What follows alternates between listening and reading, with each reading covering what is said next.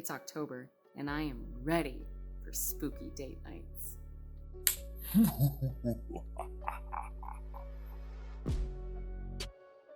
Happy October! When you plan an at-home date night with your person and you're trying to choose a movie to watch, you probably lean towards romantic or romantic comedies because you're trying to set the mood. But the problem with this? You're wrong. Don't worry, I'm here to help. Spooky season is just ramping up, but horror movies are good for any date night, not just for during Halloween. Now, if you're looking for snuggles and kisses and sweetness, then yeah, probably go with a romantic movie. But if you're like me and you're hoping date night ends up in the sheets, you're gonna want to choose a horror movie. Or a thriller movie, anything that's gonna result in you being afraid. Preferably something that spooks both you and the date. Side note, horror isn't just good for movie night, it's also good for activities like haunted houses. Being scared releases dopamine and serotonin, the same chemicals that get released when you're turned on.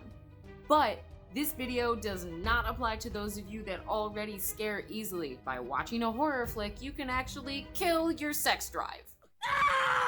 But on average, your body is releasing the same chemicals that would happen if you were aroused or excited. Now, couple that with an increased heart rate, adrenaline, which can lead to stronger feelings of passion, and you've got yourself a date night. Now that those chemicals are flowing and you're feeling particularly close to your spouse, and you're on edge, you're panicky.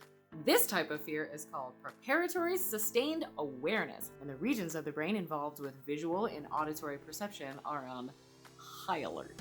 I like to call what I do in those situations a jump cling.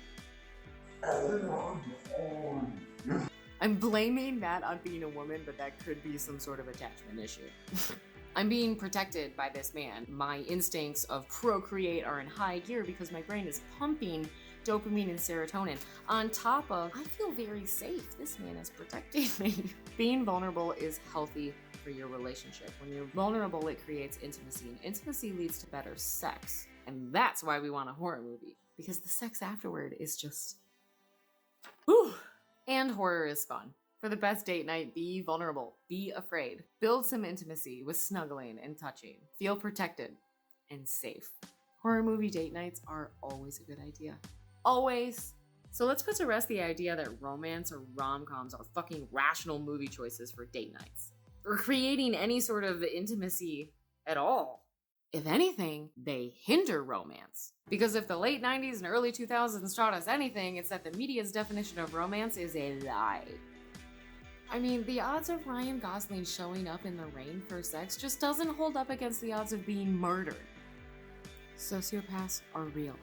Perfect people are not. So am I right about horror date nights being the absolute fucking best for the best absolute fucking?